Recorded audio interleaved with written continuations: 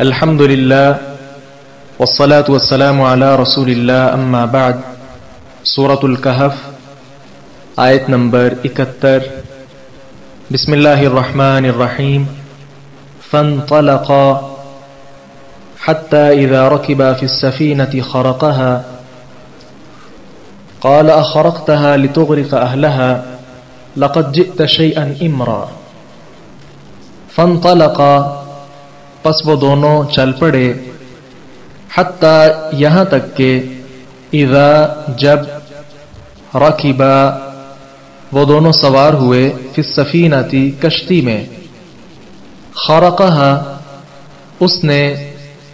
اس میں سوراخ کر دیا پھاڑ دیا. قال اس نے کہا اخرقتها کیا تو نے اسے پھاڑ دیا ہے اس میں سوراخ کر دیا ہے لتغرق تاکہ تو غرق کر دے اہلہا اس کے رہنے والوں کو اس کے سواروں کو. لقد بلا شبہ یقیناً جئتا تو آیا ہے شیئن ایک کام کو امرا بڑا سخت. پس وہ دونوں چل پڑے یہاں تک کہ جب وہ کشتی میں سوار ہوئے تو اس نے اسے پھاڑ دیا. کہا کیا تو نے اسے اس لیے پھاڑ دیا ہے کہ اس کے سواروں کو غرق کر دے؟ بلا شبہ یقیناً تو ایک بہت بڑے کام کو آیا ہے.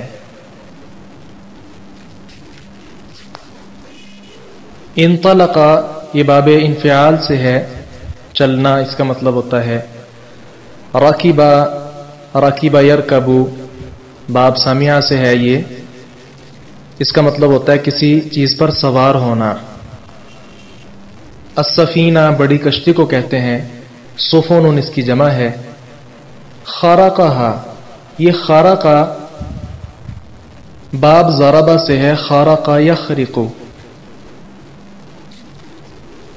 خا را اور موٹی قاف خرق. اسی طرح اس کی ضد ہے خلق، خا لام اور موٹی قاف، خلق پیدا کرنا. ان دونوں میں فرق کیا ہے؟ یہ دونوں ایک دوسرے کی ضد ہے. خلق کہتے ہیں کسی چیز کو خوش اسلوبی کے ساتھ بنانا، اور خرق کس کو کہتے ہیں؟ کسی چیز کو بلا سوچے سمجھے پھاڑ دینا. تو گویا جب موسیٰ اور خضر علیہم السلام کی آپس میں بات چیت ہو گئی اور یہ بھی طے ہو گیا کہ میں آپ سے کچھ بھی نہیں پوچھوں گا، جیسا کہ خضر علیہ السلام نے کہا تھا کہ آپ مجھ سے سوال نہیں کریں گے یہاں تک کہ اس کی تعویل، اس کی وجہ، اس کی علت میں آپ کو خود بیان نہ کر دوں. اس کے بعد یہ دونوں انبیاء چل پڑے سواری کی تلاش میں. پھر جیسا کہ پہلے آپ حدیث پڑھ چکے ہیں تفصیل کے ساتھ کہ ایک کشتی والوں نے ان کو پہچان لیا جناب خضر کو، اور پھر ان سے کرایہ وغیرہ بھی وصول نہ کیا. باہر صورت یہ دونوں چل پڑے لیکن کشتی پر سوار ہوئے، اور بعد میں خضر علیہ السلام نے کشتی کا جو ایک پھٹا تھا تختہ اس کو اکھیڑ دیا. تو یہاں اس کا اصل ترجمہ کیا ہونا چاہیے؟ صاف ترجمہ اور صحیح ترجمہ یہ ہونا چاہیے کہ آپ نے کیا بغیر سوچے سمجھے ہی اس کو پھاڑ دیا ہے. تو یہ موسیٰ علیہ السلام چونکہ اللہ تعالیٰ نے جو ان کو بصیرت دی تھی وہ اپنے علم اور فہم کے مطابق اس طرح کی بات کر رہے ہیں کہ آپ نے ایسا کیوں کیا؟ لتغرق اہلہا تاکہ سواریوں کو آپ غرق کریں. لقد جئت شیئا امرا.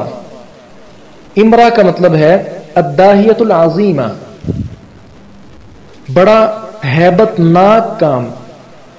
بڑا ہیبت ناک کام آپ نے کر دیا بغیر سوچے سمجھے ہی. تختہ جو ہے اس کا اکھیڑ دیا، حالانکہ انہوں نے بغیر کسی قیمت کے ہمیں سوار کیا، اس کا یہ صلہ آپ نے ان کو دیا. قال الم اقل انک لن تستطیع معی صبرا. اس نے کہا الم کیا نہیں، اقل میں نے کہا تھا، انکا بے شک تو، لن ہرگز نہیں، تستطیع استطاعت رکھے گا معیہ میرے ساتھ صبر کی. خضر علیہ السلام نے بھی اپنا جواب دہرا دیا. کیا میں نے نہیں کہا تھا کہ تو میرے ساتھ ہرگز صبر نہ کر سکے گا؟ یعنی پہلے ہماری بات طے ہو گئی ہے کہ آپ میری باتوں پر خاموش ہوں گے، لیکن اب آپ نے بولنا شروع کر دیا. اللہ اکبر. قال لا تؤاخذني بما نسيت ولا ترهقني من امری عسرا. قال اس نے کہا، یعنی موسیٰ علیہ السلام نے، لا تؤاخذنی میرا مواخذہ مت کیجئے، بما اس پر جو نسیت میں بھول گیا، ولا ترهقنی اور آپ مجھے نہ ڈالیے، من امری میرے معاملے میں، عسرا کسی تنگی میں. کہا میری اس پر پکڑ نہ کیجئے جو میں بھول گیا، اور مجھے میرے معاملے میں کسی مشکل میں نہ پھنسائیے. موسیٰ علیہ السلام نے یہی کہا کہ میرے لیے تنگی نہ کیجئے، سختی نہ کیجئے، گویا میں آپ سے کچھ سیکھنا چاہتا ہوں، لہذا میری اس خطا سے، اس تسامح سے درگزر کیجئے. پچھلی حدیث میں جو ہم نے پہلے پڑھی ہے اس میں آپ یہ بھی پڑھ چکے ہیں کہ آپ صلی اللہ علیہ وسلم نے فرمایا تھا کانت الاولی من موسیٰ نسیانا. موسیٰ علیہ السلام نے یہ پہلا اعتراض ازراہ نسیان کیا تھا، یہ پہلی بھول ہوئی تھی جناب موسیٰ علیہ السلام سے. تو یہاں سے یہ بات سیکھیے کہ دیکھیں اولو العزم پیغمبر، ان میں سے جناب موسیٰ علیہ السلام کا بھی ایک نمایاں نام ہے، ان سے بھول کا صادر ہونا ممکن ہے. اور پھر اسی طرح دوسری بات یہ بھی ثابت ہوئی کہ استاد کا شاگرد کی غلطی پر مواخذہ کرنا یہ بھی یہاں سے ثابت ہے. اور بلکہ اگلی آیات میں جہاں سے پارہ شروع ہو رہا ہے تو وہاں قال الم اقل لک کے الفاظ ہیں. پہلے الم اقل ہے اس آیت میں اور وہاں الم اقل لک ہے. تو الم اقل نرم ہے، جس کو آپ اردو میں سمجھیے، کیا میں نے نہیں کہا تھا کہ آپ میرے ساتھ صبر نہیں کر پائیں گے؟ اور اگلی آیت جو ہم پڑھیں گے قال الم اقل لک انک لن تستطیع معی صبرا، اس کا مطلب کیا ہے؟ کیا میں نے آپ کو نہیں کہا تھا کہ آپ ہرگز میرے ساتھ صبر نہیں کر سکیں گے؟ تو وہ دوسرا جو جملہ ہے، دوسری آیت کریمہ جو ہے وہ اس جملے سے زیادہ سخت ہے. تو گویا یہ استاد کے لیے یہاں سے یہ ثبوت فراہم ہوا کہ مواخذہ استاد پہلے نرمی سے اور بعد میں کچھ سختی سے کر سکتا ہے. اور پھر چوتھا یہاں سے بھول چوک جو ہے اس پر درگزر کر دینا، یہ بھی یہاں سے خضر علیہ السلام کے طریقے سے سمجھ آ رہا ہے. فانطلقا حتى اذا لقيا غلاما فقتله. فانطلقا پس وہ دونوں چل پڑے، حتی یہاں تک کہ اذا جب لقیا وہ دونوں ملے، غلاما ایک لڑکے کو، فقتله تو اس نے اسے قتل کر دیا. قال موسیٰ نے کہا اقتلت کیا تو نے قتل کر دیا، نفسا ایک جان، زکیتن پاک، بغیر نفس بغیر کسی جان کے بدلے، لقد بلا شبہ یقیناً، جئتا تو آیا ہے، شیئن ایک کام کو، نکرا بہت برے. پس وہ دونوں چل پڑے یہاں تک کہ جب وہ ایک لڑکے سے ملے تو اس نے اسے قتل کر دیا. کہا کیا تو نے ایک بے گناہ جان کو کسی جان کے بدلے کے بغیر قتل کر دیا؟ بلا شبہ یقیناً تو ایک بہت برے کام کو آیا ہے. اس حدیث کا، اس آیت کریمہ کا مفہوم کیا ہے؟ اہل علم کا اس میں کچھ اختلاف ہے. بعض کا یہ کہنا ہے کہ غلام صرف چھوٹے بچے پر ہی نہیں بولا جاتا بلکہ بڑی عمر والے کو بھی غلام کہہ سکتے ہیں، اور اس کی دلیل انہوں نے پیش کی ہے کہ معراج کے موقع پر موسیٰ علیہ السلام نے نبی کریم صلی اللہ علیہ وسلم کو ھذا الغلام کہہ کر پکارا تھا. ھذا الغلام کے الفاظ آپ کے لیے انہوں نے استعمال کیے تھے. تو یہ صحیح بخاری میں 2307 نمبر پر موجود ہے. اس میں کوئی اختلاف نہیں ہے کہ لفظ غلام کبھی کبھار بڑے کے لیے بھی بولا جاتا ہے، تو اس میں کوئی اختلاف نہیں ہے، اس میں سبھی متفق ہیں. لیکن اس بنیاد پر انہوں نے آگے کیا کہا کہ اس آیت سے پتہ چلتا ہے کہ درست معنی جو بعض نے لکھا کہ یہ ہے کہ یہ بچہ جوان تھا، اور اس کے دلیل انہوں نے کیا لکھی ہے کہ اگر وہ بچہ ہوتا تو اس پر کافر کا اطلاق نہ ہوتا. مومنوں کی اولاد کو بچپن میں کافر نہیں قرار دیا جا سکتا. یہ جو بات ہے یہ محل نظر ہے. اس کی دوسری دلیل انہوں نے یہ دی ہے کہ موسیٰ علیہ السلام نے اسے کسی کو قتل نہ کرنے کی وجہ سے بے گناہ کہا ہے، کم عمر ہونے کی وجہ سے انہوں نے اس کو بے گناہ قرار نہیں دیا. چلیں یہ ایک الگ چیز ہے، لیکن اس سے پہلے جو دلیل دی ہے وہ یہاں بنتی نہیں، کیونکہ بلاغت اگر آپ پڑھیں اس کے اصولوں میں بھی یہ اصول ہے کہ سب سے پہلے لفظ کو اس کے حقیقی معنی پر جو ہے محمول کیا جائے گا. اگر کسی لفظ کا حقیقی معنی متعذر ہو جائے تو پھر مجاز کی طرف آتے ہیں. مثال کے طور پہ کوئی بہت بڑی شخصیت آئے تو بس اوقات یہ نعرہ لگتا ہے دیکھو دیکھو کون آیا، سارے کہتے ہیں شیر آیا شیر آیا. اب شیر کا لفظ ایک انسان کے لیے استعمال کیا گیا ہے،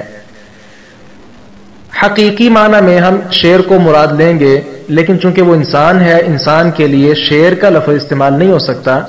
پھر ہم کیا کہیں گے کہ یہ حقیقتاً نہیں بلکہ مجازاً استعمال کیا گیا ہے. تو یہ بلاغت کے اصولوں میں یہ بات بالکل واضح ہے. باہر صورت غلام کا اصل مطلب بچہ ہی ہوتا ہے، غلام کا اصل مطلب بچہ ہی ہوتا ہے. لہذا اس معنی کو چھوڑ کر، حقیقی معنی کو چھوڑ کر مجاز کی طرف جانے کے لیے کوئی دلیل چاہیے، جو دلیل ہے نہیں، مجھے تو نہیں مل سکی. بلکہ اس مفہوم کے مخالف ایک حدیث ہمیں مل گئی صحیح مسلم میں، حدیث نمبر 2661 ہے. عبداللہ ابن عباس رضی اللہ عنہما نے ابی بن کعب سے روایت کیا ہے کہ نبی کریم صلی اللہ علیہ وسلم نے فرمایا الغلام الذي قتله الخضر طبع يوم طبع كافرا. یہ لڑکا جسے خضر نے قتل کیا تھا یہ روز اول ہی سے کافر پیدا ہوا تھا. لہذا اس کو بڑی عمر والے معنی میں لے کر جانا یہ بالکل بھی یہاں مناسب نہیں لگ رہا اور نہ یہ معنی سمجھ آ رہا ہے. لہذا درست اس کا مطلب یہی ہے جو حافظ ابن کثیر اور دیگر اکثر مفسرین نے لکھا ہے، وہ یہی ہے کہ یہ بچہ ہی تھا.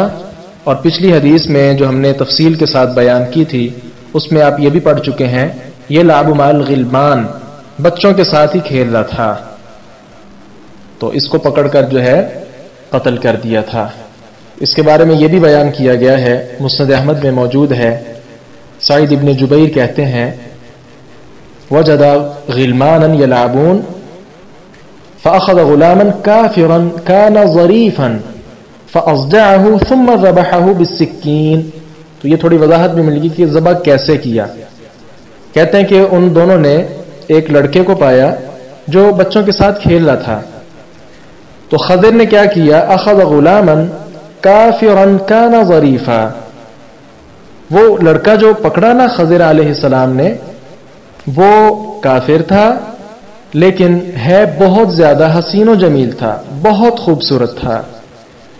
لیکن خضر علیہ السلام نے اس کو پکڑا فاضجعه، اس کو لٹایا، ثم ذبحه بالسکین، پھر چھری کے ساتھ اس بچے کو انہوں نے ذبح کر دیا. تو یہ معنی یہاں درست ہے کہ وہ بچہ ہی تھا، لہذا بعض مفسرین کا یہ کہنا کہ نہیں وہ لڑکا تھا، وہ بڑا تھا، یہ معنی یہاں ہمیں سمجھ نہیں آ رہا، واللہ عالم۔ باقی اس آیت کے ضمن میں بعض حضرات جو یہ کہتے ہیں کہ خضر علیہ السلام کے لیے اس لڑکے کا قتل کیسے جائز تھا، تو اس بات کو ثابت کرنے کے لیے انہوں نے خضر کو فرشتوں میں شمار کر لیا ہے۔ مراد کیا ہے کہ اللہ کے حکم سے تکوینی امور جو ہے وہ سر انجام دیتے ہیں خضر علیہ السلام، یہ معنی بالکل باطل ہے، 100% غلط ہے۔ اس کی وجہ یہ ہے کہ کارکنان قضاء و قدر جو ہیں وہ نہ کھاتے ہیں نہ ہی مہمان نوازی کے طور پر کھانے کا سوال کرتے ہیں۔ ابراہیم علیہ السلام کا بنا ہوا بچڑا پیش کرنے کا جو واقعہ ہے وہ اس کی سب سے بڑی دلیل ہے۔ لہذا خضر علیہ السلام کو یہ ثابت کروانا کہ آپ فرشتے تھے، یہ 100% مفہوم، اور جن لوگوں نے یہ تفسیر کی ہے جیسا کہ ایک تفسیر والے نے لکھا بھی ہے، تو یہ بالکل معنی درست نہیں ہے، ان کو فرشتہ قرار دینا یہ بالکل بھی مناسب نہیں۔ جبکہ خضر کے بارے آپ پڑھ رہے ہیں کہ وہ کھانا طلب کر رہے ہیں صبح کا، یوشع بن نون اپنے جو ان کے سیکٹری تھے یا ان کے ساتھی تھے شاگرد، ان سے وہ کھانا طلب کر رہے ہیں۔ باہر صورت یہ نبی ہیں اور انسان تھے، فرشتے نہیں تھے۔ لقد جئت شیئا نکرا، موسیٰ علیہ السلام نے یہ جو کہا ہے نا لقد جئت شیئا نکرا، نکرا کیا ہے؟ منکر کام، اس کا مطلب کیا ہے؟ اس میں مفسرین کے 3 اقوال آپ نے یاد رکھنے ہیں۔ پہلا قول کیا ہے؟ فظیعا منکرا لا يعرف فی الشرع۔ دوبارہ دہراتا ہوں، پہلا قول کیا ہے؟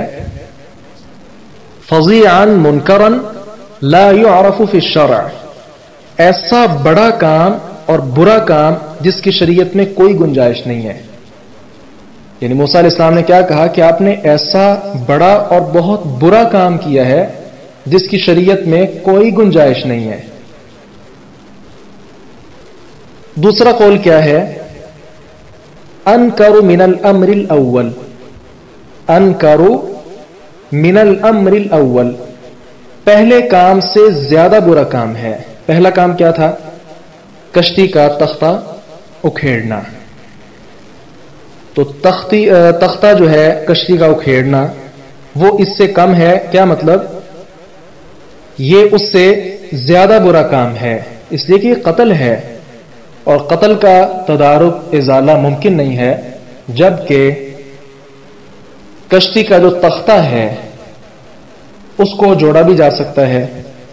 اچھا، اس حوالے سے مجھے تھوڑی سی کنفیوژن ہے، میں کافی ریسرچ کرتا رہا ہوں لیکن مجھے یہ ملا نہیں، آپ اگر کوشش کریں تو شاید مل جائے۔ حافظ ابن کثیر رحمہ اللہ نے لکھا ہے کہ خضر علیہ السلام نے جو کشتی کا تختہ اکھیڑا تھا بعد میں انہوں نے اس کو درست بھی کر دیا تھا۔ بعد میں درست کرنے کی جو تصریح ہے وہ کہیں تلاش کرنے کے باوجود مجھے ملی نہیں، لیکن حافظ ابن کثیر رحمہ اللہ نے لکھا ہے، اس سے پتہ چلتا ہے کہیں نہ کہیں اس کا ثبوت ضرور ہوگا، لیکن مجھے وہ مصدر ملا نہیں ہے۔ اللہ تعالیٰ میری کمی کوتاہی کو معاف کرے، کم مائگی کا یقینی طور پر مجھے پورا احساس ہے، تو یہ اگر آپ کو حوالہ مل جائے تو آپ نے مجھے بھی انفارم کرنا ہے۔ جی، تو دوسرا معنی نکرا کا کیا کیا گیا؟ انکر من الامر الاول، گویا پہلا کام جو ہے کشتی کا تختہ اکھیڑنا، چلیں اس کا ازالہ ممکن ہے، لیکن ایک جان کو قتل ہی کر دینا، اب قتل کیا وہ انسان واپس تو نہیں آ سکتا، لہذا دوسرا مفسرین نے معنی کیا اس کا کیا؟ لقد جئت شیئا نکرا کا، کہ آپ نے پہلے سے زیادہ برا کام کیا ہے۔ اور تیسرا معنی مفسرین نے یہ لکھا ہے اقل من الامر الاول، پہلے کام سے زیادہ کم، گویا اس سے پہلے آپ بہت بڑا کام کر چکے ہیں، اب اس سے کم ایک اور کام کر دیا ہے۔ اس کا مطلب کیا ہے کہ چلیں یہ تو آپ نے ایک بچے کو قتل کیا نا، اور پیچھے جو آپ نے تختہ اکھیڑا اس کے ساتھ وہ جتنی سواریاں ہیں وہ ایک سے زیادہ ہی ہوں گی، اگر وہ غرق ہو جاتی تو ساری کی ساری قتل ہو جاتی، مر جاتی۔ وہ یہاں ایک بچے کا ذکر ہے اور وہاں پوری سواریوں کو ذکر ہے۔ یہ 3 اقوال مفسرین نے نقل کیے ہیں، لیکن واللہ عالم پہلا قول ہی زیادہ راجح ہے، فظیعا منکرا لا یعرف فی الشرع، ایسا بڑا اور برا کام جس کی شریعت میں کوئی گنجائش نہیں ہے، تو یہ وہ شریعت ہے جس کا علم موسیٰ علیہ السلام کو تھا، انہوں نے اپنے علم کے مطابق، اپنے فہم کے مطابق اس کو بہت بڑا اور بہت برا کام جو ہے کہا ہے۔ لیکن خضر علیہ السلام کے پاس الگ علم ہے، جیسا کہ پیچھے حدیث میں تفصیل کے ساتھ آپ پڑھ چکے ہیں۔ خضر علیہ السلام نے کہا تھا نا کہ آپ کا علم آپ کا ہے، وہ میں نہیں جانتا، اور جو اللہ نے مجھے دیا وہ میرا علم ہے، وہ آپ نہیں جانتے۔ اس آیت میں بغیر نفس کا جو لفظ ہے اس کا مطلب کیا ہے؟ اس کا مطلب یہ ہے کہ اس بچے نے کسی بچے کو قتل بھی نہیں کیا، یعنی اس کا یہ جرم نہیں ہے کہ اس نے کسی کو قتل کیا ہے، یا تو اس بچے نے کسی کو قتل کیا ہوتا تو آپ اس کو قتل کرتے، گویا آپ نے اس کے جرم کے بغیر ہی اس کو قتل کر دیا ہے، اور ساتھ زکیہ کا لفظ بھی ہے کہ بالکل پاک ہے، یعنی اس کو کوئی گناہ بھی نہیں ہے۔ قال الم اقل لك انك لن تستطيع معي صبرا، قال اس نے کہا الم کیا نہیں، اقل لك میں نے تجھے کہا تھا، انك بے شک تو، لن تستطيع ہرگز استطاعت نہیں رکھتا، معي میرے ساتھ، صبرا صبر کی۔ خضر نے کہا کیا میں نے تجھ سے نہیں کہا تھا کہ تو میرے ساتھ ہرگز صبر نہ کر سکے گا؟ تو اس آیت میں خضر علیہ السلام نے نہایت سختی کے ساتھ موسیٰ علیہ السلام کو پہلی شرط یاد دلائی۔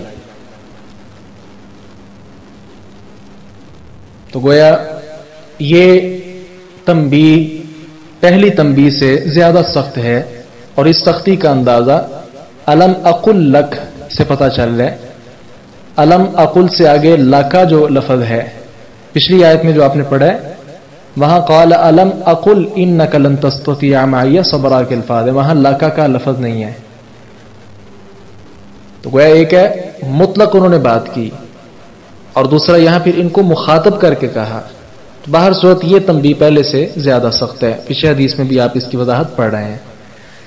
اچھا، یہاں سے ایک بات تو یہ ثابت ہوتی ہے کہ درگزر صرف 2 دفعہ ہی ہوتا ہے، تیسری دفعہ اگر کوئی معاف نہ کرے تو وہ حق بجانب ہے اور معذور ہے۔ اور دوسرا یہ بھی یہاں سے پتا چلا کہ استاد اگر سمجھتا ہے کہ میں طالب علم کو نہیں پڑھا سکتا تو وہ یہ عذر کر سکتا ہے، لہذا اس کے بارے میں کوئی غلط گمان ذہن میں لانے کی ضرورت نہیں ہے، وہ کہہ سکتا ہے کہ میں آپ کو نہیں پڑھا سکتا، اس کا یہ عذر ٹھیک ہے۔ تو خضر علیہ السلام نے یہاں یہی کہا، قال ان سألتك عن شيء بعدها فلا تصاحبني، قال اس نے کہا موسیٰ علیہ السلام نے، ان اگر سألتك میں تجھ سے سوال کروں، عن شيء کسی چیز کے بارے بھی، بعدها اس کے بعد، فلا تصاحبني تو مجھے اپنا ساتھی نہ بنانا، اپنے ساتھ نہ رکھنا۔ قد بلغت من لدنی عذرا، قد تحقیق، بلغتا تو پہنچ چکا ہے، من لدنی میری طرف سے، عذرا عذر کو۔ موسیٰ نے کہا اگر میں تجھ سے اس کے بعد بھی کسی چیز کے متعلق پوچھوں تو مجھے ساتھ نہ رکھنا، یقیناً تو میری طرف سے پورے عذر کو پہنچ چکا ہے۔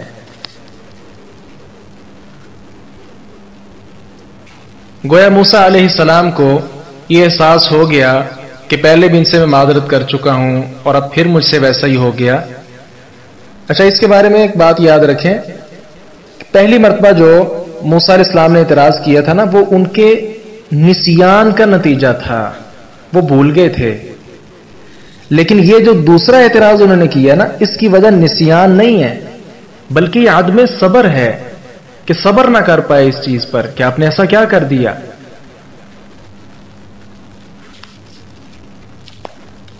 रसूलुल्लाह सल्लल्लाहु अलैहि वसल्लम ने इरशाद फरमाया, रहमतुल्लाहि अलैना व अला मूसा लौ लबिथ मअ साहिबिही लअबसर अलअजब वलकिन्नहु क़ाल इन सअलतुका अन शैइन बअदहा फला तुसाहिबनी क़द बलगत मिन लदुन्नी उज़्रा। अल्लाह ताला हम पर और मूसा अलैहिस्सलाम पर रहमत फरमाए, अगर वो अपने साथी के साथ कुछ अरसा और रहते तो यकीनन अजीब व गरीब बातें देखते, लेकिन उन्होंने जल्दी में कह दिया, इन सअलतुका अन शैइन बअदहा फला तुसाहिबनी क़द बलगत मिन लदुन्नी उज़्रा। तो ये दर हकीकत मूसा अलैहिस्सलाम के पास जो इल्म है वो उसके ऊपर कायम रहने वाली शख्सियत थे। अल्लाह अकबर। जो अल्लाह ताला ने उनको अता की है, अपने इल्म और फहम के मुताबिक चलते थे। तो यहां से हमारे सीखने की एक चीज ये भी है कि अब चूंकि ऐसी सूरत हाल नहीं है, लिहाजा अब जहां भी कोई मुनकर काम देखा जाए फौरी तौर पर सवाल किया जाए, पूछा जाए कि ये कहां से किया जा रहा है, इसकी क्या दलील है। मूसा और खज़िर का मामला ये अलग है, लेकिन अब सूरत हाल क्या है, अगर कोई ऐसा काम करे जिसका आपको इल्म नहीं है तो फौरी तौर पर उससे सवाल कर लिया करें कि ये कुरान करीम की किस आयत की रोशनी में आप ये ऐसा कर रहे हैं, किस हदीस की रूह से आपने ये काम किया है, तो फौरी तौर पर सवाल कर लेना चाहिए। फंतलक़ा हत्ता इज़ा अतया अहल क़रयतिन इस्ततअमा अहलहा। फंतलक़ा पस वो दोनों चल पड़े, हत्ता यहां तक के, इज़ा जब, अतया वो आए पहुंचे, अहला क़रयतिन एक बस्ती वालों के पास, इस्ततअमा उन दोनों ने खाना मांगा, अहलहा उस बस्ती के बाशिंदों से, उसके रहने वालों से। फ़अबौ लेकिन उन्होंने इनकार कर दिया, अन युज़य्यिफ़ूहुमा कि वो इन दोनों की ज़ियाफ़त करें। फ़वजदा तो इन दोनों ने पाया, फ़ीहा उसमें, जिदारन एक दीवार, युरीदु अन यनक़ज़्ज़ा जो गिरा चाहती थी, युरीदु चाहती थी, अन यनक़ज़्ज़ा कि वो गिर जाए। फ़अक़ामा तो उसने उसको सीधा कर दिया, खज़िर अलैहिस्सलाम ने। क़ाला मूसा ने कहा, लौ शिअता अगर आप चाहते, लत्तख़ज़ता तो जरूर ले लेते, अलैहि इस काम पर, अजरा उजरत। बस वो दोनों चले यहां तक कि जब वो एक बस्ती वालों के पास आए, उन्होंने उसके रहने वालों से खाना तलब किया तो उन्होंने इनकार कर दिया कि उनकी मेहमान नवाजी करें। फिर उन्होंने उसमें एक दीवार पाई जो चाहती थी कि गिर जाए, तो उसने उसे सीधा कर दिया। कहा, अगर तू चाहता तो जरूर इस पर कुछ उजरत ले लेता।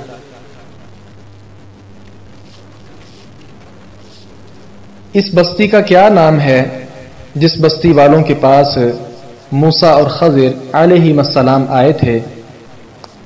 वल्लाहु आलम। कुछ ने इसका नाम अंताकिया लिखा है, कुछ ने अबल्ला लिखा है, कुछ ने बसरा लिखा है, कुछ ने नासिरा लिखा है, और इसी तरह बाज दीगर ईला और इस किस्म के नाम भी लिखे गए हैं। लेकिन वल्लाहु आलम उस बस्ती की तायीन करना कि कौन सी बस्ती थी ये मुमकिन नहीं है, क्योंकि मस्दर हमारा कुरान और हदीस है, इन दोनों में जिक्र नहीं है। इसके अलावा किसी और किताब में जिक्र है या नहीं, हमें उस तरफ जाने की जरूरत ही नहीं है। और फिर ये ऐसा मसला भी नहीं है कि अगर बस्ती का नाम ना पता चले तो हमारी ये आयत पूरी नहीं होती। लिहाजा इधर उधर की बात से बेहतर ये है खामोशी का इजहार ही किया जाए कि जब हमें बताया नहीं गया तो ढूंढने की, तलाश करने की, पूछने की जरूरत क्या है। और वैसे भी बात यहां मुकम्मल हो रही है, असल चीज समझाना है। लेकिन हदीस में सही मुस्लिम 2380 में 80 नंबर में उबई बिन काब रज़ियल्लाहु अन्हु से रिवायत मौजूद है, जिसमें अल्फाज क्या हैं, हत्ता इज़ा अतया अहल क़रयतिन लिआमन। लिआम یہ ذکر ملتا ہے کہ یہ بخیلوں اور لئیموں کی بدبختوں کی بستی تھی کہ جنہوں نے مہمان نوازی سے انکار کر دیا. مہمان نوازی سے انکار کرنا یہ کسی صورت بھی جائز نہیں ہے. استطعما اہلہا، ان دونوں نے بستی والوں سے کھانا مانگا. قرآن کریم کی اس آیت سے بعض صوفیوں نے گدائی کے مستحب ہونے کا استدلال کیا ہے اور اسے باقاعدہ سالک کے آداب میں شمار کیا ہے. اس لیے آپ دیکھتے ہیں عموماً یہ صوفی لوگ کمانے کی بجائے گدائی کو اور دوسروں کے ٹکڑوں پر پلنے کو کمال ولایت اور توکل سمجھتے ہیں اور پھر اس کام میں بڑی مہارت رکھتے ہیں اور پھر اس کام کو سب سے زیادہ بہتر سمجھتے ہیں کہ ہم لوگوں کے ٹکڑوں پر پلتے ہیں. بس اوقات میرے پاس سوالات کافی آتے ہیں. ایک سوال ایک دن آیا تو میں بہت زیادہ حیران ہو گیا اور بڑے، کیونکہ بس اوقات کئی چیزیں ایسی ہیں جو نہیں ہوتی ہیں، تو وہ چیز میرے لیے نہیں تھی. سوال کیا تھا؟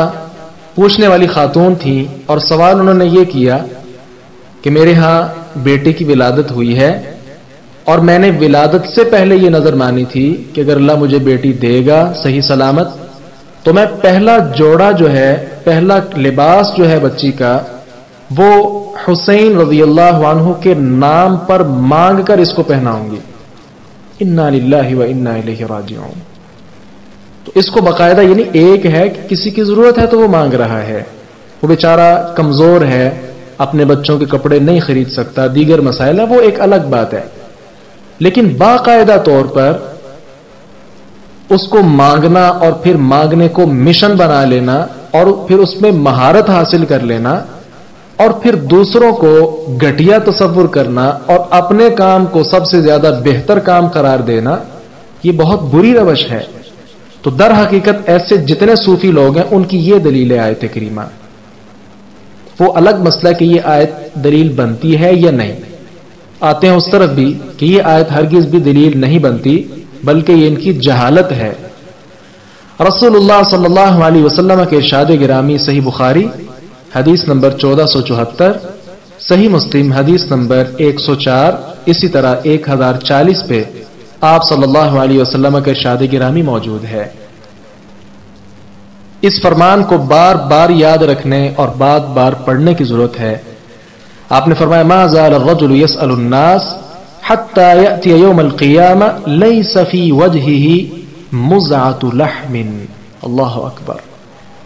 آدمی لوگوں سے مانگتا رہتا ہے یہاں تک کہ وہ قیامت کے دن اس حال میں آئے گا کہ اس کے منہ پر گوشت کی بوٹی بھی نہیں ہوگی. تو بڑی سختی کے ساتھ آپ صلی اللہ علیہ وسلم نے اس چیز سے منع کر دیا ہے. اب رہا یہ سوال کہ جب مانگنا منع ہے تو یہ دو عظیم پیغمبر موسیٰ خضر علیہ السلام، عظیم پیغمبر، انہوں نے کیوں مانگا؟ ہاں، صحیح بخاری حدیث نمبر 2461، صحیح مسلم حدیث نمبر 1727 پہ آپ کا ارشاد موجود ہے. عقبہ ابن عامر رضی اللہ عنہ بیان کرتے ہیں کہ ہم نے نبی کریم صلی اللہ علیہ وسلم سے عرض کیا انک تبعثنا فننزل بقوم لا يقروننا فما ترى فيه. آپ ہمیں بھیجتے ہیں اور ہم کسی قوم کے پاس جاتے ہیں اور وہ ہماری ضیافت نہیں کرتے، تو آپ اس بارے میں ہمیں کیا فرماتے ہیں؟ فقال لنا ان نزلتم بقوم فامر لكم بما ينبغي للضيف فاقبلوا فان لم يفعلوا فخذوا منهم حق الضيف. تو آپ صلی اللہ علیہ وسلم نے کہتے ہیں ہمیں فرمایا اگر تم کسی قوم کے پاس جاؤ اور تمہارے لیے ان چیزوں کا حکم دیا جائے جو مہمان کے لیے چاہیے تو قبول کر لو، اور اگر وہ ایسا نہ کریں تو ان سے مہمان کا حق لے لو. مہمان نوازی اور چیز ہے. آپ کسی کے گھر گئے ہیں، وہ گھر والے آپ کی خدمت ہی نہیں کر رہے، آپ کو کھانا چاہیے، وہ کھانا آپ کو نہیں دے رہے، اس حدیث کی روح سے بالکل واضح حدیث ہے، صحیح بخاری اور صحیح مسلم میں موجود ہے، آپ کے لیے اجازت ہے اگر گھر والے آپ کی خدمت نہیں کر رہے تو آپ ان کے گھر سے بقدر ضرورت جو مہمان کا کھانا ہوتا ہے وہ کھانا ان سے لے سکتے ہیں۔ تو ان انبیاء کرام علیہم السلام نے بھی اپنے حق کا کھانا مانگا ہے، جیسا کہ اگلے الفاظ میں ہی ہے فَأَبَوْا أَن يُضَيِّفُوهُمَا، گویا ضیافت انہوں نے طلب کی ہے، عام بیکاری بن کر نعوذ باللہ نہیں گئے کہ ہمیں کچھ دے دو، نہیں، وہ بلکہ جو کھانا ان کا حق تھا وہ کھانا انہوں نے طلب کیا ہے۔ لہذا صوفیوں کا یہ نظریہ بالکل باطل ہے اور کمال درجے کی جہالت ہے۔ آیت میں یرید ان ینقض کے جو الفاظ ہیں، یرید چاہنا، ارادہ، اب یہاں سے بھی کئی لوگ کہتے ہیں جی یہ ارادہ دیکھیں دیوار وہ بھی ارادہ کر رہی ہے۔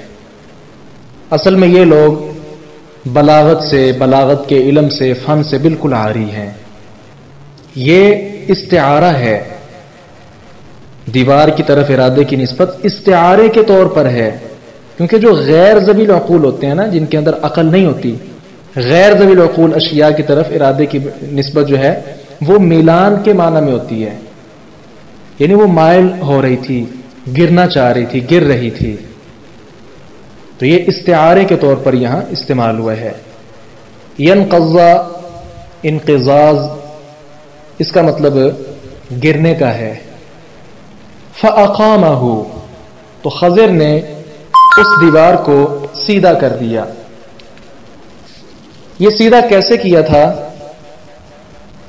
سعید ابن جبیر کا قول صحیح بخاری حدیث نمبر 2267 پہ موجود ہے۔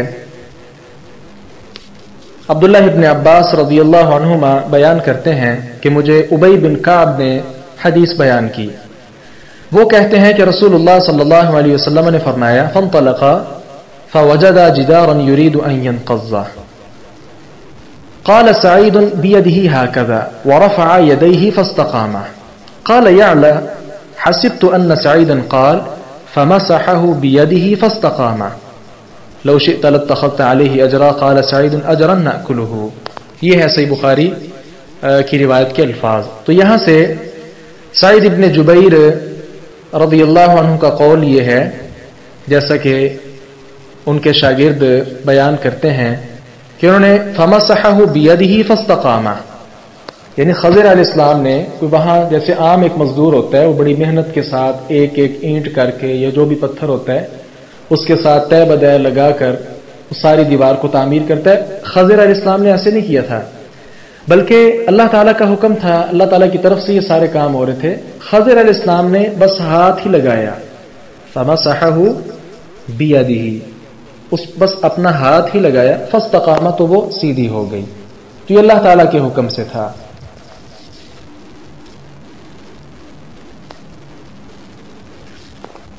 قال لو شئت لاتخذت عليه اجرا، موسیٰ علیہ السلام سے نہ رہا گیا، تیسری مرتبہ پھر خضر علیہ السلام کو ٹوکا اور کیا کہا کہ یہ وہ قوم ہے، ہم ان کے پاس آئے، ان سے کھانا مانگا، انہوں نے ہمیں کھانے دینے سے انکار کر دیا، اور آپ ان پر الٹا احسان کر رہے ہیں، ان کی دیوار کو سیدھا کر رہے ہیں، تو اس کی اجرت ہی لے لیتے، وہ اجرت لے کر ان پیسوں کے ساتھ ہم کہیں سے کھانے پینے کا بندوبست کر لیتے۔ اجرا اجرت کے معنی میں ہے کہ جس سے بعد میں ہم کھانا وغیرہ لے لیتے، جیسا کہ سعید ابن جبیر رضی اللہ عنہ نے اس کی تفسیر یہی کی ہے، نأکلو، اجرت ہی لے لیتے تاکہ اس اجرت کے ساتھ کوئی کھانا وغیرہ لے کر ہم کھا لیتے۔ قال هذا فراق بینی و بینک، قال خضر نے کہا هذا یہ، اب فراق بینی و بینک، میرے اور تیرے درمیان جدائی ہے، سأنبئک، ان قریب میں تجھے بتاؤں گا، بتأویل ما، اس چیز کی حقیقت کو، لم تستطع، کہ تو نہیں استطاعت رکھ سکا، علیہ اس پر، صبرا صبر کی۔ خضر نے کہا یہ میرے اور تیرے درمیان جدائی ہے، عن قریب میں تجھے اس کی اصل حقیقت بتاؤں گا جس پر تو صبر نہ کر سکا۔ یہ اصل میں ھذا فراق بینی و بینک ہے، لیکن آپ جانتے ہیں کہ جب کسی لفظ کو مضاف کر دیا جائے تو پھر اس پر تنوین ختم ہو جاتی ہے، تو یہاں فراق مضاف ہے بینی و بینک کی طرف، وہ سارا جملہ مل کر اس کا مضاف الیہ بنے گا، اس لیے یہاں سے تنوین جو ہے وہ ختم کر دی گئی ہے۔ موسیٰ علیہ السلام نے جب بچے کے قتل پر اعتراض کیا تھا تو اس وقت خضر علیہ السلام نے جب تنبیہ کی تو موسیٰ علیہ السلام نے خود ہی کہا تھا ان سألتک عن شیء بعدها فلا تصاحبنی، اس کے بعد اگر میں کوئی اعتراض کروں تو پھر آپ مجھے اپنے ساتھ نہ رکھنا۔ لہذا پھر انہوں نے اعتراض کر دیا، تیسرا اعتراض، تو پھر خضر علیہ السلام نے مجبوراً پھر یہ کہہ ہی دیا کہ اب میرے اور آپ کے درمیان جدائی، لہذا اب آپ میرے ساتھ نہیں رہ سکتے۔ ہاں اتنا ہے کہ یہ جو 3 واقعات ہوئے ہیں آپ ان پر صبر نہیں رکھ سکے، چلیں اس کی جو اصل حقیقت ہے وہ میں آپ کو بتا دیتا ہوں۔ اما السفینۃ فکانت لمساکین یعملون فی البحر، اما السفینہ رہی کشتی،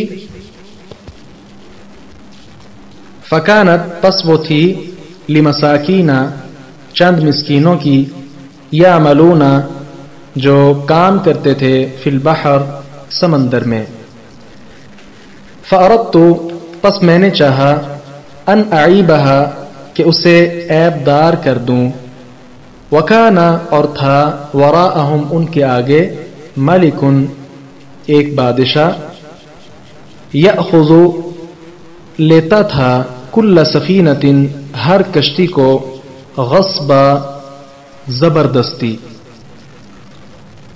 رہی کشتی تو وہ چند مساکین کی تھی جو سمندر میں دریا میں کام کرتے تھے، تو میں نے چاہا کہ اس کو عیبدار کر دوں، اور ان کے آگے ایک بادشاہ تھا جو ہر کشتی چھین کر لے لیتا تھا۔ اس آیت میں اور اگلی آیات میں اس چیز کا بیان ہے کہ جو علم موسیٰ علیہ السلام کو اللہ تعالیٰ نے نہیں دیا تھا اور خضر علیہ السلام کو دیا ہوا تھا، اور موسیٰ ان پر صبر نہ کر پائے، تو اب ان کی تفصیل جو ہے وہ یہاں خضر علیہ السلام بیان کر رہے ہیں۔ 3 واقعات پیش آئے ہیں نا، ان 3 واقعات کو یہاں ترتیب کے ساتھ بیان کیا جا رہا ہے، تو بلاغت کی روح سے اسے کہتے ہیں لف نشر مرتب، یعنی کسی چیز کا ترتیب کے ساتھ آگے جواب دینا۔ تو اگر ترتیب کے ساتھ نہ ہو تو اسے کہتے ہیں لف نشر غیر مرتب۔ تو یہاں جو اسلوب ہے اللہ تعالیٰ نے جو یہاں اسلوب رکھا ہے وہ ہے لف نشر مرتب، ترتیب کے ساتھ۔ پہلے کشتی والا واقعہ آیا تھا نا، تختہ اکھیڑ دیا تھا، دوسرے نمبر پر وہ بچہ قتل کر دیا تھا، اور تیسرے نمبر پر دیوار جو ہے وہ بنا دی اور بغیر اجرت کے بنا دی۔ تو یہ 3 وقوعے ہیں، تو یہاں آگے آیات میں ترتیب کے ساتھ ان کی جو تعویل ہے، اصل حقیقت ہے، اس سے اللہ تعالیٰ کے حکم سے خضر علیہ السلام انکشاف کر رہے ہیں، نقاب کشائی کر رہے ہیں۔ اما السفینہ فکانت لمساکین، یہاں مساکین کا لفظ بولا ہے۔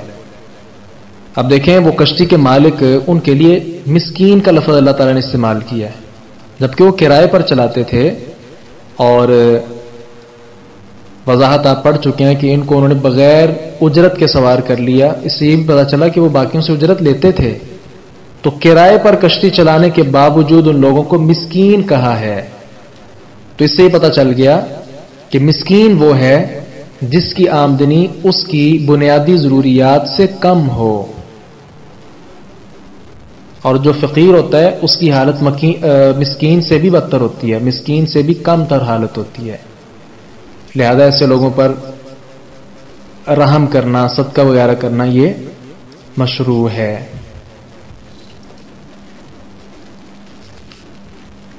فَأَرَدْتُ أَنْ أَعِيبَهَا، خضر کہتے ہیں کہ میرا یہ ارادہ تھا کہ میں اس کو عیب دار کر دوں. وجہ یہ بیان کی وَكَانَ وَرَاءَهُمْ مَلِكٌ يَأْخُذُ كُلَّ سَفِينَةٍ غَصْبًا. وجہ یہ ہے، یہ یہاں وَكَانَ وَرَاءَهُمْ جو ہے نا اس کو بھی یاد رکھیں.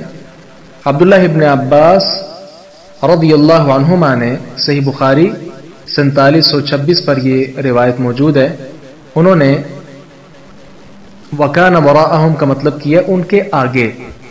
ویسے ورا پیچھے کو کہتے ہیں، لیکن عبداللہ ابن عباس نے اس کا معنی آگے کیا ہے. تو گویا آگے سے بادشاہ آ رہا تھا جو کشتیاں زبردستی لے رہا تھا، یعنی چھین رہا تھا. تو خضر کہتے ہیں کہ میں نے اس کو عیب دار اس لیے کیا، اس کا پھٹا یا تختہ اس لیے اکھیڑ دیا، اس میں شگاف اس لیے کر دیا تاکہ وہ اس کو کم تر سمجھتے ہوئے اور عیب دار سمجھتے ہوئے، نکمی سمجھتے ہوئے چھوڑ دے، اور ان یتیموں کا، مسکینوں کا بھلا ہو جائے. بعض نے یہ بھی لکھا ہے کہ یہ جو کشتی والے تھے یہ یتیم بچے تھے. بہرحال یتیم بچے ہوں یا نہ ہوں، مسکین کا لفظ تو ان کے لیے آ گیا نا. عبداللہ ابن عباس رضی اللہ عنہما کا جو ہم نے قول ذکر کیا ہے نا صحیح بخاری کے حوالے سے کہ انہوں نے وَكَانَ وَرَاءَهُمْ کا معنی ان کے آگے سے کیا ہے، تو جناب عبداللہ ابن عباس کے اس معنی کی تائید قرآن کریم کی 2 آیات سے بھی ہو رہی ہے، جیسا کہ سورۃ الجاثیہ میں آیت نمبر 10 میں آپ دیکھیں من ورائہم جہنم. تو اس کا مطلب پیچھے نہیں بلکہ آگے، ان کے آگے جہنم ہوگی. اسی طرح سورۃ الانسان میں، سورۃ الدہر میں آیت نمبر 27 وَيَذَرُونَ وَرَاءَهُمْ يَوْمًا ثَقِيلًا. تو اس کا وراءہم اس کا مطلب بھی آگے ہے. تو گویا عبداللہ ابن عباس نے جو معنی بیان کیا ہے وہ یقینی طور پر درست ہے اور قرآن کریم کی آیات کے مطابق ہے. تو اس آیت میں موسیٰ علیہ السلام کا جو پہلا اشکال تھا اس کا جناب خضر علیہ السلام نے اللہ تعالیٰ کے حکم سے جواب دیا ہے. وَأَمَّا الْغُلَامُ فَكَانَ أَبَوَاهُ مُؤْمِنَيْنِ. وَأَمَّا اور رہا الغلام لڑکا، فَكَانَ پس تھے، أَبَوَاهُ اس کے ماں باپ، مؤمنین مومن، فخشینا پس ہم ڈرے، ان یرہقہما کہ وہ ان دونوں کو مشقت میں ڈالے گا، پھنسا دے گا، طغیانا سرکشی کرتے ہوئے، وکفرا اور کفر کی وجہ سے. اور رہا لڑکا تو اس کے والدین دونوں مومن تھے، تو ہم ڈرے کہ وہ ان دونوں کو سرکشی اور کفر میں پھنسا دے گا. موسیٰ علیہ السلام کا جو دوسرا اعتراض تھا بچے کو قتل کرنے کے حوالے سے، تو اس کے قتل کا راز یہاں بیان کر دیا جناب خضر علیہ السلام نے اللہ تعالیٰ کے دیے ہوئے علم کے مطابق، اور بیان یہ کیا کہ اس کے والدین چونکہ مومن تھے اور یہ بچہ کافر تھا، جیسا کہ پہلے بھی حدیث آپ سن چکے ہیں ابی بن کعب رضی اللہ عنہ والی. نبی کریم صلی اللہ علیہ وسلم نے فرمایا الغلام الذی قتلہ الخضر طبع یوم طبع کافرا. یہ لڑکا جسے خضر نے قتل کیا تھا پہلے دن ہی سے کافر پیدا ہوا تھا، تو اس لیے خضر نے فرمایا فکان ابواہ مؤمنین فخشینا ان یرہقہما طغیانا وکفرا، کہ اس کے ماں باپ دونوں مومن تھے، ہمیں اندیشہ یہ ہوا کہ وہ بڑا ہو کر بد کردار بن جائے گا، سرکشی اور کفر میں ان دونوں کو پھنسا دے گا. اس کا مطلب کیا ہے؟ اس کا مطلب یہ ہے کہ والدین کی محبت اولاد کے لیے ہوتی ہے، اور اولاد کی محبت، اولاد یہ کافر ہے، تو کافر بچے کی محبت جب والدین کے دل میں بیٹھے گی، ہو نہ ہو والدین بھی اس کی طرف جھک جائیں گے. محبت میں پھر انسان جھک جاتا ہے، تو کہیں اس کے والدین جو دونوں مومن ہیں وہ کفر اور شرک کا اور طغیانی کا اور سرکشی کا رستہ کہیں اختیار نہ کر لیں.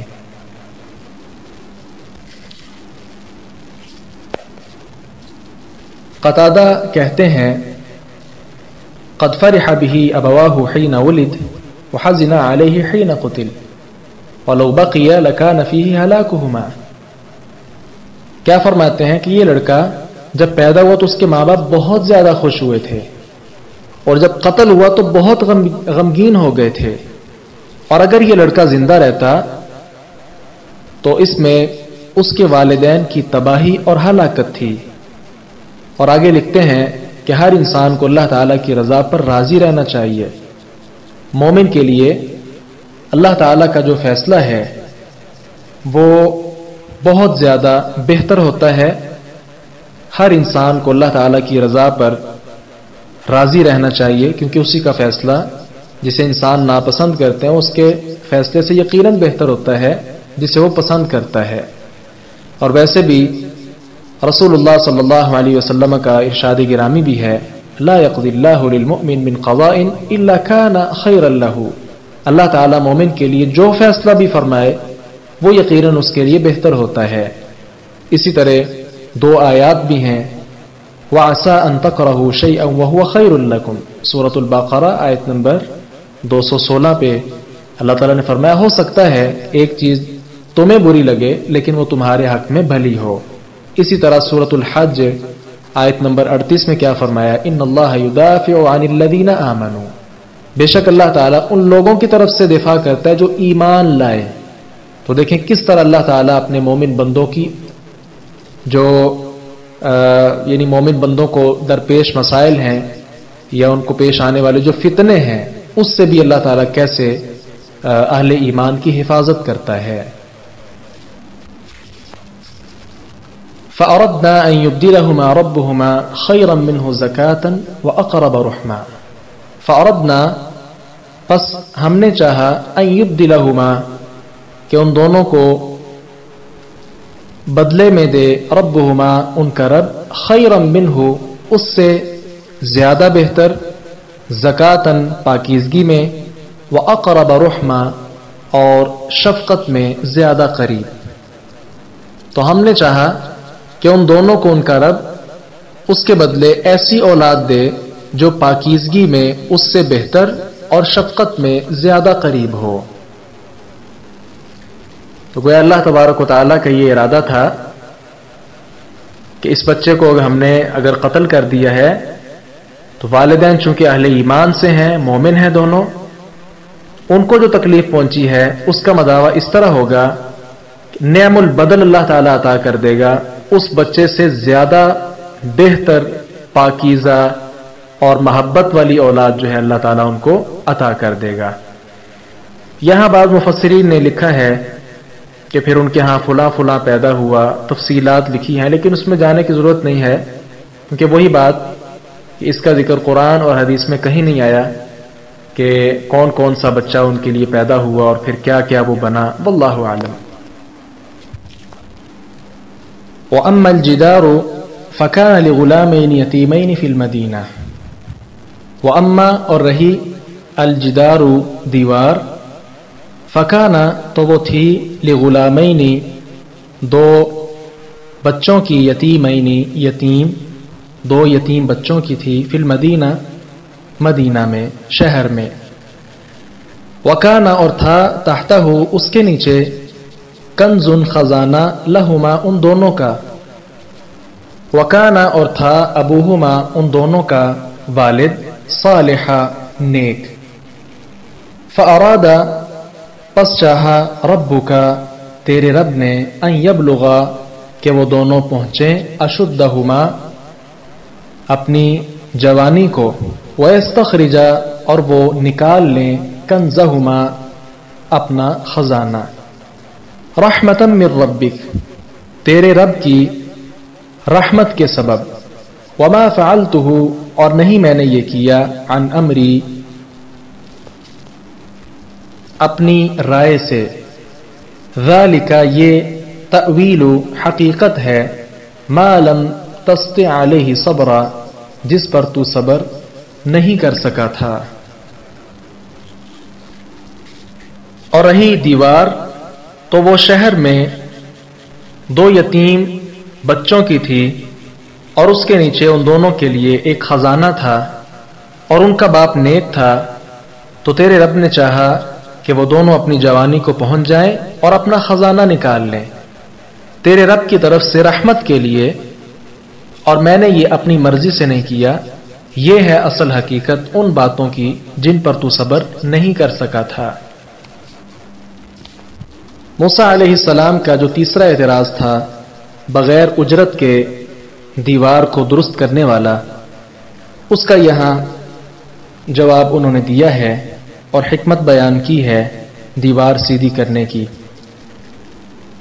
اس میں شروع میں جو قریہ کا لفظ بولا گیا ہے بستی، اور یہاں مدینہ کا لفظ بولا گیا ہے، مدینہ سے مراد شہر ہے، تو بستی کا اطلاق شہر پر کیا جا سکتا ہے۔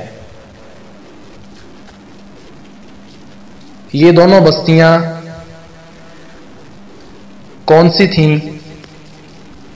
اس حوالے سے بعض نے دونوں بستیوں سے مراد مکہ اور طائف لی ہے، واللہ عالم اس کی کیا دلیل ہے، قرآن اور سنت میں تو ایسی بات کوئی نہیں پڑی۔ تیسرے نمبر پر دیکھیں وَكَانَ أَبُوهُمَا صَالِحًا، کہ ان کا باپ صالح تھا، باپ نیک تھا۔ تو اللہ تعالیٰ اپنے نیک بندوں کی وفات کے بعد بھی دیکھیں ان کی اولاد کی بھی خاص حفاظت کرتا ہے۔ اللہ اکبر۔ اور سورہ طور آیت نمبر 21 دیکھیں وَالَّذِينَ آمَنُوا وَاتَّبَعَتْهُمْ ذُرِّيَّتُهُمْ بِإِيمَانٍ أَلْحَقْنَا بِهِمْ ذُرِّيَّتَهُمْ وَمَا أَلَتْنَاهُمْ مِنْ عَمَلِهِمْ مِنْ شَيْءٍ كُلُّ امْرِئٍ بِمَا كَسَبَ رَهِينٌ۔ اللہ اکبر۔ تو یہاں سے کیا پتہ چلا کہ قیامت کے دن بھی اللہ تعالیٰ ان کے ساتھ خاص رعایت فرمائے گا، جہاں اہل ایمان ہوں گے ان کی اولاد کو بھی اللہ تعالیٰ ان کے ساتھ ملا دے گا، خواہ اولاد کے اعمال کم ہی کیوں نہ ہوں۔ تو یہ اللہ تعالیٰ کی شان ہے کہ وہ اہل ایمان اور اپنے جو خاص بندے ہوتے ہیں نیک لوگ ان کی کیسے حفاظت کرتا ہے۔ چوتھا یہاں یہ دیکھیں کہ تفسیر طبری میں بھی لکھا ہے، سعید ابن جبیر رحمہ اللہ عبداللہ ابن عباس کے حوالے سے لکھتے ہیں کہ خضر علیہ السلام نے ان کے والد کی نیکی کا ذکر کیا ہے کہ ان کا والد نیک تھا، بچوں کی نیکی کا ذکر نہیں کیا۔ اچھا، یہاں خضر علیہ السلام کا حسن ادب کو خاص طور پر مرحوظ رکھنا، اس کا آپ تھوڑا سا ذرا اندازہ کریں۔ کشتی کو عیب دار کرنے کی جو نسبت ہے انہوں نے اپنی طرف کی ہے، لڑکے کے قتل کے ارادے کی نسبت بھی اپنی طرف کی ہے، لیکن اس لڑکے کے نیک باپ کو بہتر اولاد عطا کرنے کی نسبت اللہ کی طرف کی ہے۔ اور یہاں بھی یتیم لڑکوں کے بالغ ہو کر اپنا خزانہ سنبھالنے کا جو ارادہ ہے اس ارادے کی نسبت بھی انہوں نے اللہ کی طرف کی ہے۔ سبحان اللہ۔ گویا ان کاموں میں تھوڑی کمی پائی جا رہی ہے، کشتی کو عیب دار کر دیا، عیب کی نسبت دیکھیں خضر نے اللہ کی طرف نہیں کی۔ لڑکے کا جو قتل ہے، یہ قتل کرنا بھی ظاہری عیب ہے، اس کی نسبت بھی انہوں نے اللہ کی طرف نہیں کی۔ لیکن نیک باپ کو مزید اولاد عطا کرنا، اس کا خضر علیہ السلام سے کوئی تعلق نہیں، لہذا انہوں نے اس کی نسبت ڈائریکٹ اللہ کی طرف کی ہے۔ اور یہاں بھی ان یتیم بچوں کا بالغ ہونا، بالغ ہو کر پھر اپنا خزانہ سنبھالنا، تو یہ سارے کام بھی اللہ کے اختیارات میں ہی ہے، اس کی نسبت بھی جناب خضر علیہ السلام نے اللہ کی طرف کی ہے۔ اور ساتھ دیکھیں رحمتا من ربک وما فعلته عن امری رحمتا من ربک، تو یہ نبوت کی دلیل ہے، اس پر پہلے ہم بات کر رہے ہیں کہ یہ اللہ تعالیٰ کی طرف سے رحمت ہے، اس کی طرف سے سارا علم ہے۔ وما فعلته عن امری، اپنی رائے سے میں نے کچھ نہیں کیا۔ پہلے ہم ذکر کر چکے ہیں کہ یہ واضح دلیل ہے خضر علیہ السلام کے نبی ہونے کی۔ اگر وہ نبی ان کو نہ مانا جائے، ولی مانا جائے، تو پھر ہم نے ذکر کیا تھا کہ پھر تو زمین پر فساد پھیل جائے گا۔ ہر کوئی کہتا ہے میں ولی ہوں، جن کو اپنا چہرہ نہیں دھونا آتا، بال صاف نہیں کرنے آتے، وہ بھی اپنے آپ کو کہتے ہیں میں پہنچی سرکار ہوں، ولی ہوں، اور پھر ہر کوئی جس کو چاہے جیسے چاہے قتل کرتا جائے؟ نہیں، بلکہ یہ اللہ کی طرف سے ہے، رحمتا من ربک، کی واضح دلیل ہے۔ ذالک تأویل ما لم تستطع علیہ صبرا، تو لم تستطع یہ اصل میں لم تستطع تھا، تخفیف کے لیے تا کو حذف کر دیا گیا ہے۔ خضر علیہ السلام کے کلام کی ابتدا میں لم تستطع ہے، پیچھے جو آپ نے پڑھا وہاں لم تستطع ہے، کیونکہ وہاں بات شروع ہو رہی ہے، وہاں اختصار کی ضرورت نہیں، بات ختم ہونے پر قصہ مختصر کیا جاتا ہے، اس لیے یہاں لم تستطع جو ہے وہ کہا گیا۔ دوسری وجہ ایک اور بھی بیان کی گئی ہے کہ وضاحت نہ ہونے کی وجہ سے ذہنی بوجھ تھا تو ثقیل لفظ بولا لم تستطع، اور اب چونکہ ساری وضاحت ہو گئی تو وضاحت کے بعد بوجھ اتر گیا تو تخفیف والا لفظ لم تستطع بولا۔ سبحان اللہ، یہ کمال نقطہ ہے جو بعض مفسرین نے نقل کیا ہے۔ آج کے سبق میں ہم نے جو باتیں سیکھی ہیں ان کو اختصار کے ساتھ میں ذکر کرتا ہوں۔ پہلی چیز یہ ہے کہ ضیافت کرنا یہ شرعی طور پر مطلوب کام ہے، لہذا اس کو چھوڑنا یہ بالکل بھی مناسب رویہ نہیں ہے، ضیافت کرنی چاہیے۔ نبی کریم صلی اللہ علیہ وسلم نے مہمان نوازی اور مہمان کا جو اکرام ہے اس کو ایمان کا تقاضا قرار دیا ہے۔ صحیح بخاری حدیث نمبر 6476، صحیح مسلم حدیث نمبر 48۔ آپ صلی اللہ علیہ وسلم نے فرمایا من کان یؤمن باللہ والیوم الآخر فلیکرم ضیفہ، جو اللہ اور آخرت کے دن پر ایمان رکھتا ہے وہ اپنے مہمان کی عزت اور تکریم کرے۔ دوسری بات یہ سمجھ آئی کہ اگر کوئی مہمان نوازی نہیں کرتا، بلکہ دوسرا نمبر یہ رکھیں کہ مہمان نوازی کا مطالبہ کیا جا سکتا ہے استطعم اہلہا، اور تیسرے نمبر پر یہ سمجھیں کہ اگر کوئی آپ کی مہمان نوازی نہیں کرتا تو بقدر ضرورت اس کی اجازت کے بغیر اس کے گھر سے ادب کے دائروں کو ملحوظ رکھتے ہوئے چیز لی جا سکتی ہے، جیسا کہ اس پر ایک حدیث بھی ہم نے پیش کی ہے، آپ سن چکے ہیں۔ چوتھی بات یہ سمجھیں کہ اگر دو تکلیفیں ہوں تو جو کم تکلیف ہے نا اس کو لے لینا چاہیے، جیسا کہ وہ دیوار گرنے لگی تھی، دیوار کے نیچے بچوں کا خزانہ تھا، اگر وہ گر جاتی وہ خزانہ ظاہر ہو جاتا، بچوں کے اوپر دیگر لوگ قابو پا لیتے اور وہ جو خزانہ ہے سارا وہ لے لیتے، بچے محروم ہو جاتے، تو یہ بہت بڑی تکلیف ہے۔ اور دوسری طرف چھوٹی تکلیف ہے کہ خضر علیہ السلام کو وہ دیوار اس کو سیدھا کرنا پڑا، تو ہے یہ بھی تکلیف، لیکن اس کو انہوں نے قبول کر لیا۔ اس کو آپ ایثار اور دیگر الفاظ کے ساتھ بھی تعبیر کر سکتے ہیں۔ پانچویں بات یہ سمجھ آئی کہ اگر کوئی مکان بوسیدہ حالت میں ہو اس میں نہیں رہنا چاہیے جب تک اس کو درست نہ کر لیا جائے، وہ مسئلہ خواہ دیوار میں ہو، خواہ چھت میں ہو یا جہاں بھی ہو، کوئی تعمیراتی نقص ہو اس کے اندر بچنا چاہیے رہنے سے۔